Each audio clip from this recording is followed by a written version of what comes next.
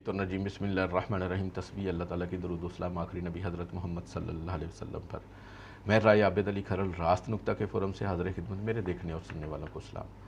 آج کا ہمارا موضوع ہے کہ پاکستانی فراڈیوں کے نشانے پر نوجوان کنگال ہونے لگے، فراڈیوں کو پاکستان سے کیسے بھگائیں۔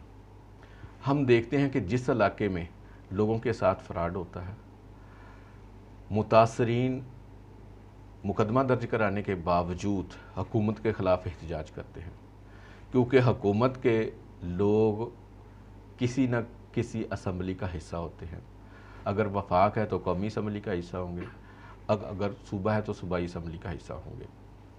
عوام اپنے نمائندوں کو منتخب کر کے اسمبلی میں اس لیے بھیجتی ہے کہ وہ لوگ عوام کے حوالے سے سوچیں اور ایسے قوانین بنائیں کہ اگر کوئی شخص یا کوئی مافیا عوام کے خلاف فراڈ کرنے کے بارے میں سوچ رہا ہے تو اس کا سد باب کریں۔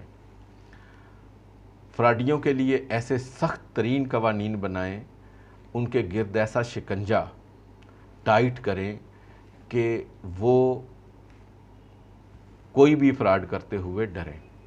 لیکن اس کے مقابلے میں فراڈیے جو ہوتے ہیں، جنہوں نے فراڈ کرنا ہوتا ہے، وہ فراڈ سے ہی حاصل کی ہوئی رقم کا کچھ حصہ خرچ کرتے ہیں۔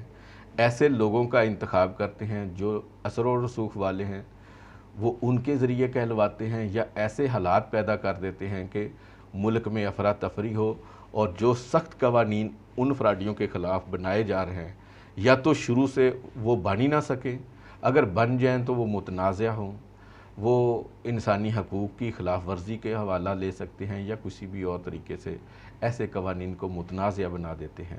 کیونکہ جس ملک میں بھی ایسے قوانین سخت ہوں گے تو وہاں سے وہ بھاگنے پر مجبور ہو جاتے ہیں اور ان کو وہاں اس ملک میں لوٹنا مشکل تر ہو جاتا ہے۔ لیکن اگر صورتحال ایسی ہو کہ عوام کے منتخب کردہ نمائندے جو اسمبلی میں جائیں اتنے سادہ ہوں، جس طرح کے پچھلے کچھ عرصہ قبل ایک منسٹر تھے جنوبی پنجاب سے، تو انہوں نے اسلام آباد میں لوگوں کو دعوت دی کہ اور بڑے خوش ہوئے کہ جناب میں کچھ عرصے بعد امیر ہو جاؤں گا، میرے ساتھ ایک افریقہ کی شہزادی شادی کر لے گی کیونکہ اس کو پیسوں کی ضرورت تھی، تو جیسے ہی اب میں نے اس کو پیسے بھیج دیے ہیں، وہ جیسے ہی مصیبت سے نکلے گی تو وہ میرے پاس آ جائے گی، اتنے ہم امیر ہو جائیں گے۔ تو وہ کیا خاک بنائیں گے قوانین عوام کے مفاد کے لیے۔ میرے ذاتی طور پر علم میں بھی ایسے سینئر وکیل صاحبان موجود ہیں جنہوں نے 15 لاکھ اس چکر میں گنوائے ہیں۔ پاکستان میں سخت ترین قوانین نہ ہونے کی وجہ سے پاکستان کے مختلف چینلز پر اور social media per apps, on line apps کے اشتہار چل رہے ہیں کہ سرمایہ کاری کریں اور بہت زبردست پرکشش منافع حاصل کریں، اور جیسے ہی آپ ان ایپس کو کلک کرتے ہیں تو وہ بیٹنگ کے اوپر لے جائیں گی، جوئے کے اوپر لے جائیں گی۔ جوئے کی بے شمار قسمیں ہیں کہ فرض کیا کہ 1 لاکھ روپیہ قرض دیں، 1 لاکھ روپیہ سال کا منافع لیں اور اصل رقم بھی واپس لیں۔ اتنا منافع کہ آپ حیران رہ جائیں گے۔ قرض لیں سود کے بغیر، چلتے ہوئے کاروبار میں سرمایہ کاری کریں۔ اور پھر پونزی اسکیمیں بھی موجود ہیں، چائنا اسکیمیں بھی ان کو کہا جاتا ہے، کہ وہ دونوں طرف سے اے اور بی اکٹھا کرنے اور معمولی سی رقم ہوتی ہے، وہ کبھی بھی نہیں بن پاتے، اور اگر بن بھی جائیں تو جو پہلے والے لوگ ہیں وہ حاصل کرتے ہیں منافع، باقی تو سب نقصان میں ہی رہتے ہیں۔ سرمایہ اس طرح کی بے شمار اور بھی فراڈ اسکیمیں موجود ہیں کہ سرمایہ کاری کے اوپر ماہانہ 20% منافع حاصل کریں۔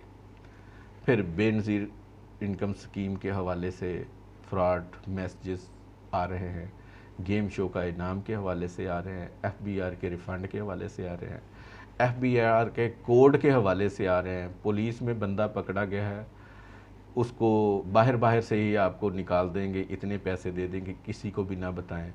جائز کیش کا کوڈ، اس کے حوالے سے فراڈ چل رہا ہے۔ تو گزارش ہے کہ لالچ بری بلا ہے۔ اپنے تعلق والوں کو سمجھائیں کہ کوئی بھی ایسا دنیا میں شخص نہیں ہے کہ جو پیسے کما کے آپ کو دے۔ वैसे भी कुरान पाक की आयत है जिसका मफहूम ये है कि जो कुछ इंसान करेगा उसके मुताबिक ही उसको मिलेगा। अगर किसी फ्राडिये का आपको फ़ोन आता है या वो बज़ाते खुद आपको टच करता है तो आपको चाहिए कि अपने रिश्तेदारों को, अपने किसी दोस्त को जिसको आप समझदार समझते हैं उससे राब्ता करें, उससे मशवरा लें। आप इस फ्रॉड स्कीम का हिस्सा मत बनिए। वो बड़े मुख्तलिफ़ तरीक़ों से बंदे को ताव दिलवाते हैं, तैश दिलवाते हैं कि आप गरीब पैदा हुए हैं और गरीब ही मरेंगे। आप में हिम्मत ही नहीं है कि आप सरमायाकारी करें और अमीर बने। आप कैसे अमीर बन सकते हैं कि आप तो रिस्क ही नहीं ले रहे। तो ये सारे रिस्क, ये सारे फ्रॉड हमारे लिए हैं। तो कहने का मतलब है कि जो पाकिस्तान में फ्रॉड हो रहे हैं ये कोई नई बात नहीं है। ज़हूर इस्लाम से कबल भी जो मक्का में और दीगर मुख्तलिफ़ शहरों में, बड़े शहरों में फ्रॉड होते थे वो इस तरह होते थे कि यहूदी एक बेंच लगा के बैठ जाते थे, अवाम का एतमाद जीतते थे, देते थे, लोग उनके पास पैसे जमा करवाते थे और पर्ची ले जाते थे, और फिर आहिस्ता आहिस्ता एतमाद इतना बढ़ता था कि लोग अमानतें जमा करवाना शुरू कर देते थे। जब मुनासिब अमानतें जमा हो जाती थी तो एक रात वो यहूदी वहाँ से उठ के किसी दूर दराज इलाके में चला जाता था, अमानतें और पैसे लेकर गायब हो जाता। कुछ दिन मंजर आम पे नहीं आता था, गायब रहता था, और फिर किसी और इलाके में जाके बेंच लगा के बैठ जाता था, नए लोगों को लूटने के लिए सरगर्म हो जाता था। बिल्कुल इसी तरीके से पाकिस्तान में भी हो रहा है। जितने भी पॉन्जी स्कीमों और फ्रॉड स्कीमों के मालिकान हैं उनमें से बेशतर लोग मुल्क से बाहर होते हैं। उनके नुमाइंदे या उनके तनख्वाहदार लोग जो 20-20, 25-25, 30-30 हज़ार के बस ये सारा काम कर रहे होते हैं, वो फ्रंट पे होते हैं। लुटने वाले असल बंदे को देख ही नहीं पा रहे होते।